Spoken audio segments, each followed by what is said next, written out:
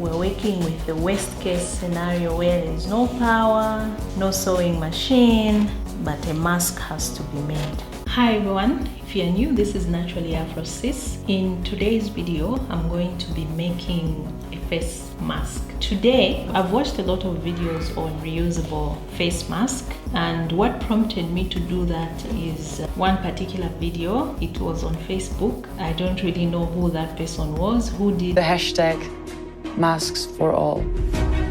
So I thought, like here in Zambia, not everyone will afford these face masks. I went to buy a box of this today and it costed me 700 kwacha. There are 50 inside. So it got me thinking, how long would such a box last for a family of 6? Not even an average person in Zambia can afford to have this, and I'm sure we don't use one face mask per day. Obviously at some point you need to change them. Because of that, I decided I'm going to do a tutorial on how to make your own face mask using your hands. I'm also learning after watching videos. One particular one was by Sweet Red Poppy, but she was using a sewing machine, and at some point she added some wire. I don't know whether it's a flower wire on the nose part, but in this video we're going to do the very basic. We won't use a sewing machine. I know I do have a sewing machine here. I can manage to just sew with my machine, but I'm not going to do that. Instead I'll do it by hand, because this video is a hashtag face mask for everyone. It's like most people are using cotton material. In Zambia, fabric is normally referred to as material. So when I say material, just know I'm referring to fabric. Fabrics might be difficult to find for some people, but you can get odd shapes. I'm using my husband's odd shape. He doesn't need it anymore because the collar is worn out. The material this side is still okay. So we're going to make sure we economize this fabric when cutting. So one of the things you need, from what I've shown you, is the fabric, and then you need a ruler. If you don't have a measuring tape, I do have a measuring tape, but I know not every household has a measuring tape, but at least you have rulers in most homes. And then you also need thread and a needle. I would have used elastic. I've got elastic here, but I'm not going to use elastic. We want this to be as minimalist as possible, so we're just going to use the fabric. And I think I'll need chalk. The measurements were, the longest part was 9 inches, I think, and then the shortest part was 7 inches, if I'm not mistaken. So this is a trial. You're learning with me. From there, we'll draw with our chalk. So from this point up to here, we have 7 inches. We measure again this side. So we'll just join it there. So don't forget to have a pair of scissors and we'll cut.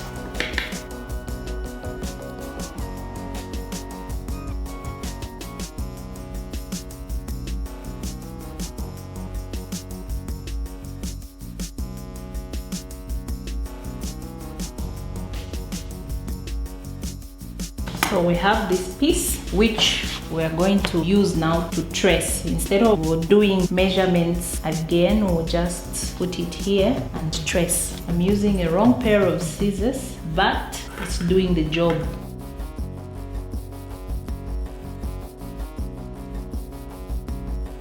So we have 2 pieces of fabric, and then now the strings. You have to make sure that you can be able to fold there and there like that. So it would be almost 1 inch, so that the strings are not too thick, and again it shouldn't be too difficult for you to cut. So I'm just going to follow the line. Since my shirt is lined, so this is for one ear, and we're going to do another one for the other ear.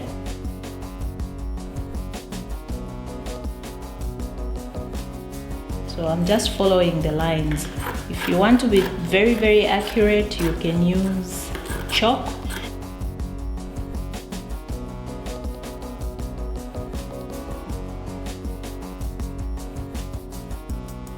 From the video that I saw earlier, she had 3 pieces with a hole for inserting filters. I don't know what those filters are. Maybe in the next video when I use elastic and stuff, I'll try the one for filters. But for now, we'll just do a plain and simple one that's not complicated, won't require filters. So this is the part that we've removed from the shirt. We can still make 2 more. We start now. We put the wrong sides together, facing each other like that. And then we mark the middle here, even here. So we mark it in half. Here I will make the nose holder and here the chin holder. So the nose holder will be slightly longer, I think maybe 1 inch long, and then the chin holder maybe just half an inch. So we'll put it like this and then we sew it together. I feel so bad that I'm struggling to do things by hand when the machine is here, but I think it's for a good purpose. So we'll go like that. Make sure we go over so that it's stronger. So the side that I'm sewing will be the inside part. So going this way, I think we'll go half an inch. I know I'm supposed to be using a cotton that is the color of the fabric, but I want you to see what I'm doing.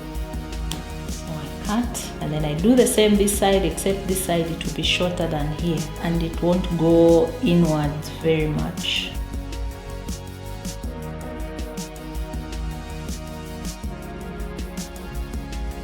So now that we're done with sewing, we can already see that now we have a pocket. So now we'll need to make pleats this side. We fold it in half like this. I will need to cut a bit here, just a small cut.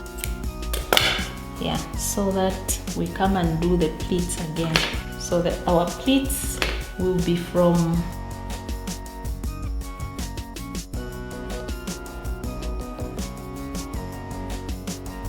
then we'll do the same this side, another pleat like this and another one like this.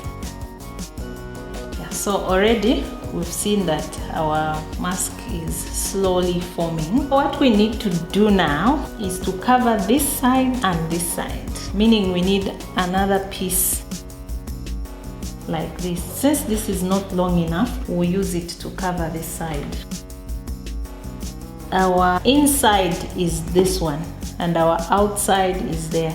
So we will start with the inside. We'll put it like this. We'll start sewing from here so that the neat side is the one that will be outside like that. So from the inside of our mask,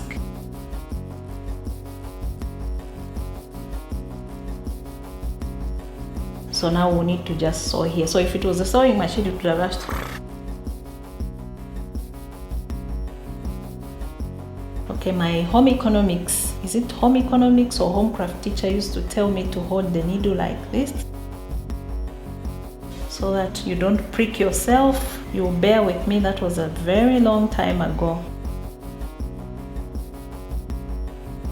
I'm supposed to be ironing as I sew. That's what good tailors do. We're working with the worst case scenario where there is no power, no sewing machine, but a mask has to be made.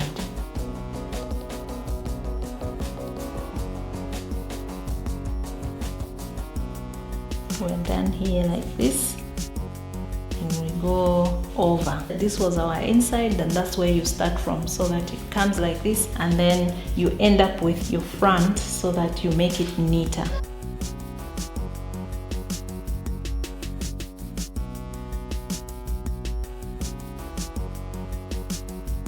You need to make sure you go over the stitches that you made earlier so that you make it neat. So we go like that.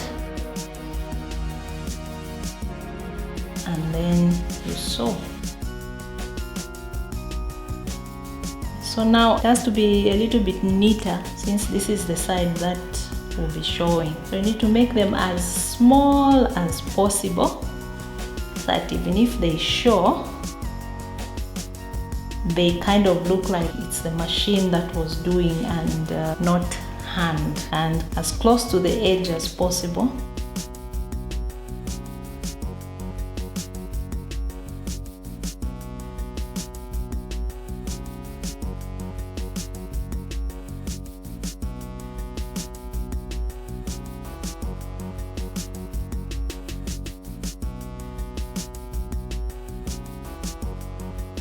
we will cut the end like that. We'll also cut this end here. Looks a little bit neater this side compared to the back. So we do the same this other side. We start with the inside first, use pins to hold them together. I'll just do the simple running stitch for this other side, since on the right side I have to come and sew it up again.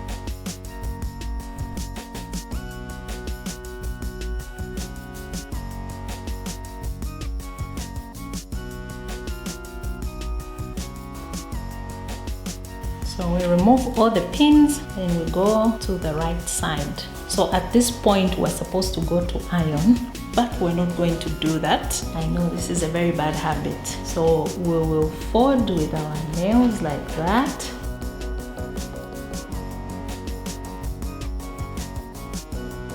So we're going to back stitch the same way we did on the other side. Move forward. So you go back where you started from, you come out from here like that. When you go back again, you come out in front like that. So you make sure you put it correctly again. So you keep going backwards, you come out in front there.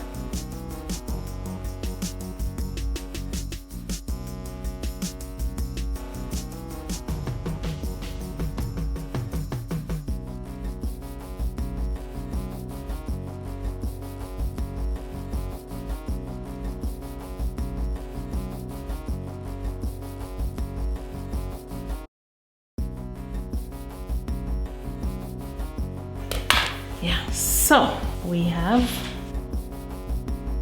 so now we need to join this side and this side.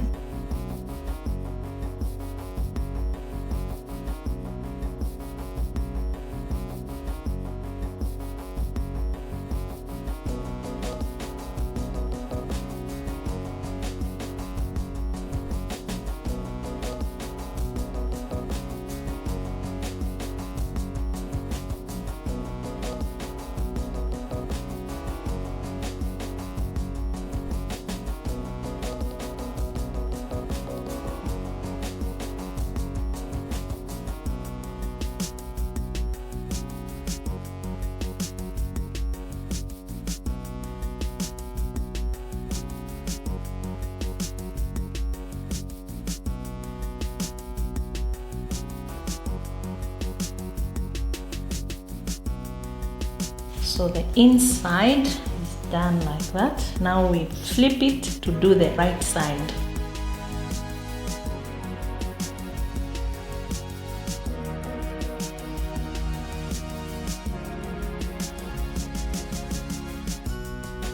And since this is the right side, it needs to be a lot neater, and usually it's a lot neater when your stitches are shorter than when you make them longer.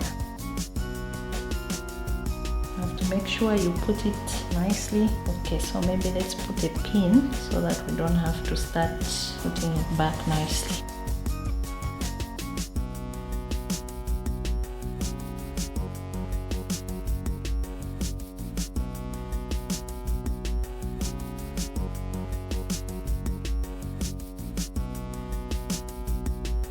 So this part is thick because of the other hem that I made this side, so it's a little bit thick and a bit difficult, so I'll have to be going in and out like that so that I manage. Otherwise, if I were to go the normal way, I'll end up pricking myself from here, especially that my needle is very tiny. And on this part, I'll make sure my stitches are smaller to make sure it's nicely fastened. Join these two parts, and I've made sure that I've held them together with the pins. We're done with this other side because we were sewing from this point to this way, but now we need to make sure we fasten this other side. So even this side, we'll put the pins this way. We fold the end in, and then we come and join it like that. So I need to come from this side, since I want my good stitch to be my right side. this part was a bit hard because of the folding.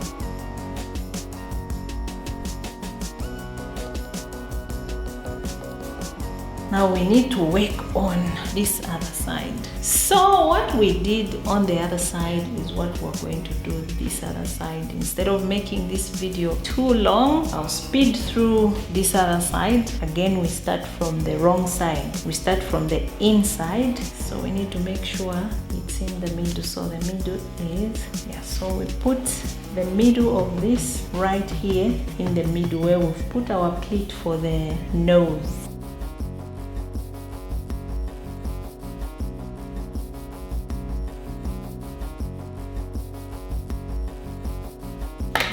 It.